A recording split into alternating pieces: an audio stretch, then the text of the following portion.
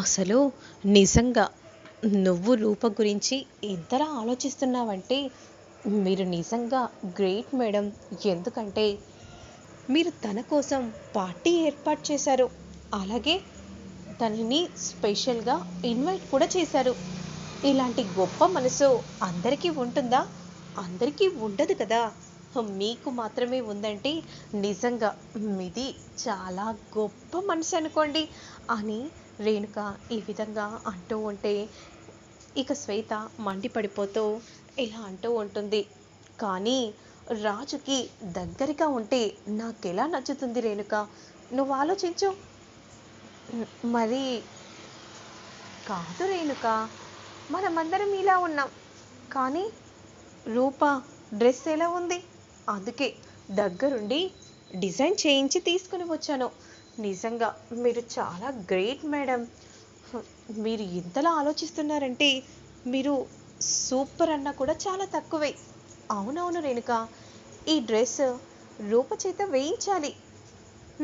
అవును మేడం, మరి దానిపై కాలు వేస్తే చిరిగిపోతుంది. ఓ, మీరు అలా ప్లాన్ చేశారా?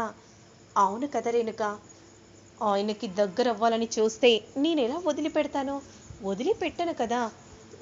అవును మేడం, పదండి అని అంటూ వెంటనే క్యాబిన్లోకి తీసుకుంటూ ఉంటుంది. ఇక మరోవైపు రాజు రూపని అలా గట్టిగా హత్తుకొని ఇలా చెప్తూ ఉంటారు. నిజంగా అమ్మాయి గారు, నేను మాత్రం చాలా సంతోషంగా ఉన్నాను. మీరు నిజంగా ఎంత కష్టపడతారంటే, ఏంటి రాజు కష్టం గురించి బాగానే చెప్తున్నావు, రాత్రింపగళ్ళు చాలా కష్టపడుతుంది. అందుకే తన కోసం ఇదిగో ఈ డ్రెస్ని తీసుకుని వచ్చాను. ఇదే నేను నీకు ఇచ్చే గిఫ్ట్ అనుకో రూపా. ఇదిగో, ఎలాగో పార్టీ అంటే నా డ్రెస్ బాగానే ఉంది.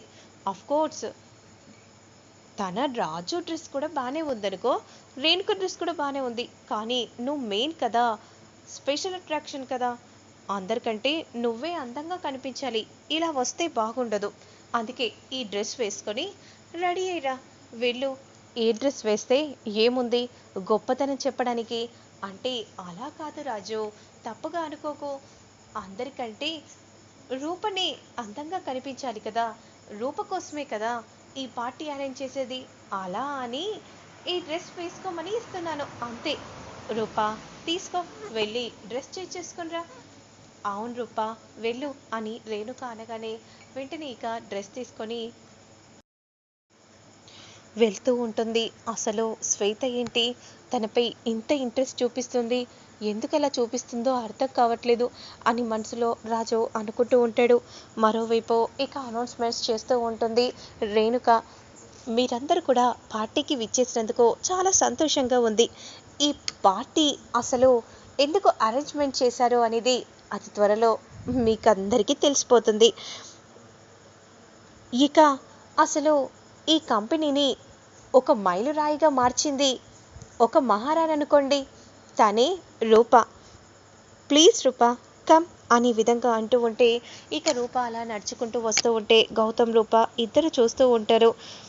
ఏంటి రూప అలా చూస్తున్నావు, వెళ్ళి కూర్చో. నేను వర్కర్స్ దగ్గర వెళ్ళి కూర్చుంటాను. ఈ టైంలో వర్కర్స్ దగ్గర కూర్చోకూడదు రూప, వెళ్ళు ఆ సార్ దగ్గర కూర్చో, పర్లేదు. ఎంతైనా సార్ కదా. ఇప్పుడు ఎలాగో డ్యూటీ టైం కాదు కదా రూప, కాబట్టి కూర్చోవచ్చు, వెళ్ళి కూర్చో. అసలు ఎందుకు ఇంతలా రూపపై ఇంత కన్వీనియంట్గా మాట్లాడుతుంది, ఏమై ఉంటుంది అని రాజు మనసులో అనుకుంటూ ఉంటే ఇక రూప మాత్రం ఏం చేయాలో అర్థం కాక గౌతమ్ పక్కన వెళ్ళి కూర్చుంటుంది. గౌతమ్ చాలా సంతోషపడిపోతూ ఉంటాడు. ఈ రకంగానైనా నా రూప నా పక్కన కూర్చుంది అని అనుకుంటూ ఉండగా, Raju sir please come to the dais. మీ మాటల్లో మేమందరం కూడా వినదలుచుకున్నాం. అప్పుడు వెంటనే రాజు స్టేజీ పైకి వచ్చి ఇలా మాట్లాడుతూ ఉంటారు. అసలు ఇది సరైన వేదిక కాదు అని అనిపిస్తుంది. ఎందుకంటే నేను ఇక్కడికి వచ్చినప్పుడు, కంపెనీ పెట్టినప్పుడు జీరో అనుకోండి, నన్ను హీరోగా మార్చింది మాత్రం రూపానే. రాత్రింపగళ్ళు కష్టపడి తనకంటూ ఒక గుర్తింపును, స్థాయిని తెచ్చుకుంది. అలాగే ఆఫీస్ని, మన కంపెనీని ఒక టాప్ పొజిషన్లో ఉండటానికి కారణం రూపనే అనే విధంగా రాజు చెప్తూ ఉంటాడు. ఆ మాటలన్నీ వింటూ శ్వేత రేణుక మండిపడిపోతూ ఉంటారు. నిజంగా రూపకి నేను ఏమిచ్చినా కూడా చాలా తక్కువే. నిజంగా మ్యాగజైన్లో రూప పడిందంటే మన కంపెనీని ఎంత అంచుల వరకు తీసుకెళ్ళిందో అక్కడే మనకు అర్థమవుతుంది.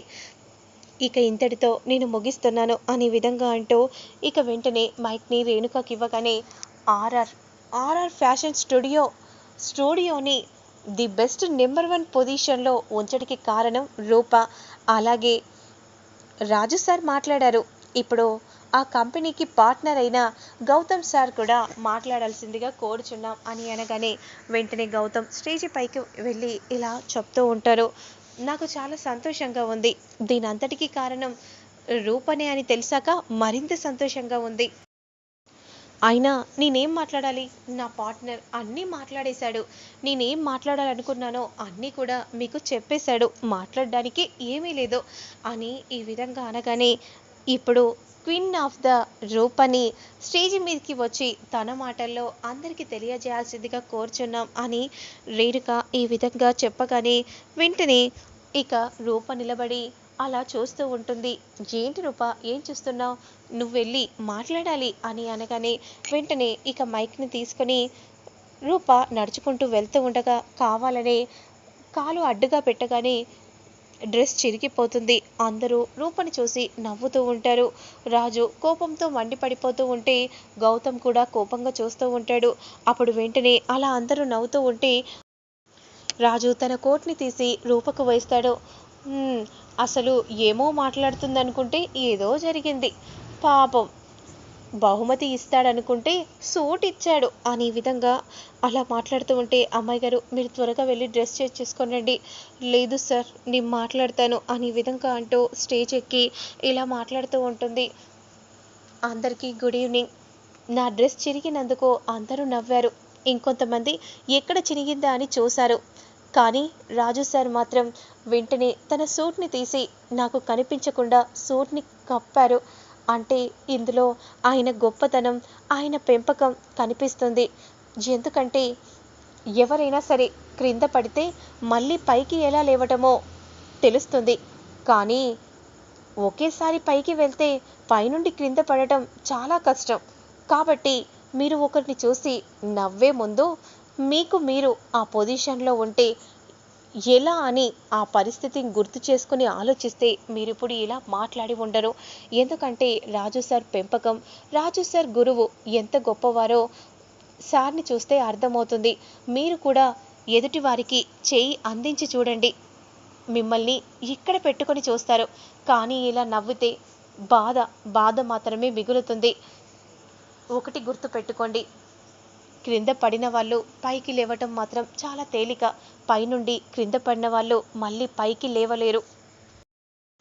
రాజు సార్ మాత్రం మీరు ఎన్ని మాటలు మాట్లాడినా కూడా అవన్నీ పట్టించుకోకుండా నన్ను ముందు వెళ్ళి డ్రెస్ చేంజ్ చేసుకొని రమ్మని చెప్పారు.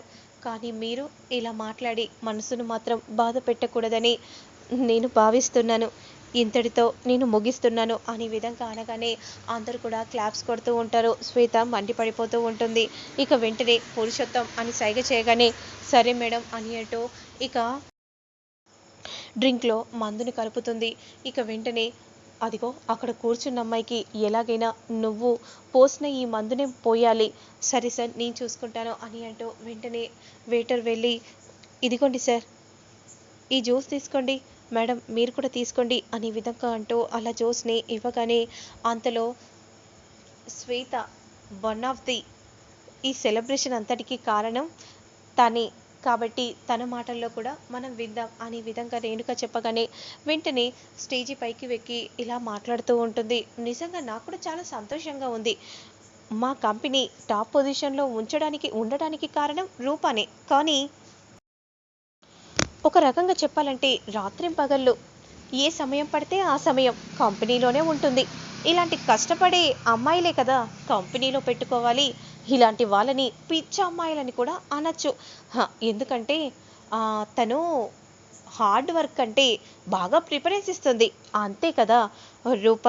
ప్లీజ్ రూపా, నీకు బహుమతి ఇవ్వాలని అనుకున్నాను కదా, కమ్ టు ది డయాస్ అని అనగానే ఇక మందు తాగగానే కళ్ళు తిరిగినట్టుగా అనిపిస్తూ ఉంటుంది. వెంటనే రూప అలా స్టేజ్ పైకి నెమ్మదిగా ఎక్కగానే పురుషోత్తం ప్లీజ్ కమ్ అనే విధంగా అనగానే ఇక వెంటనే రూప పక్కన వచ్చి పురుషోత్తం నిలబడగానే ఇదిగో నేను నీకిచ్చే బహుమతి పురుషోత్తం అనే విధంగా అనగానే రూప రాజు ఇద్దరు షాకింగ్గా శ్వేతని చూస్తూ